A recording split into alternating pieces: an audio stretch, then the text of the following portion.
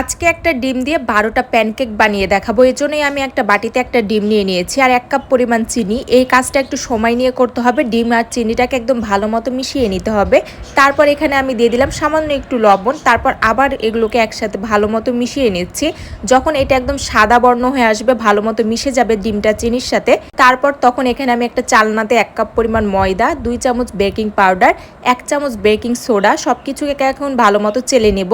সবকিছুকে ভালো মতো চেলে নেওয়ার পর এটাকে আবার ভালো মতো মিশিয়ে নিব। আর আমি এখানে 1 কাপ পরিমাণ লিকুইড তরল দুধ নিয়ে নিয়েছি আর সেটাকে অল্প অল্প করে দিয়ে ভালো মতো ব্যাটারটার সাথে মিশিয়ে নিব। আর সব শেষে আমি 2 চামচের মতো সয়াবিন তেল দিয়ে দিয়েছি। তারপর সেটাকেও ভালো মতো মিশিয়ে রেখে এটাকে এক সাইডে রেখে চুলায় একটা প্যান বসিয়ে দিয়েছি। প্যানটা হালকা গরম হয়ে আসলে সেখানে একটু তেল ব্রাশ করে দিয়েছি, হালকা একদম সামান্য তেল ব্রাশ করে সেখানে উপরে একটা গোল চামচের সাহায্যে আমি ছোট ছোট করে এখানে প্যানকেকগুলো দিয়ে দিয়েছি।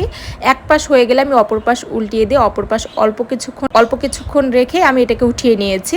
দেখেন প্যানকেকগুলো কত বেশি নরম হয়েছে আর কত সুন্দর হয়েছে।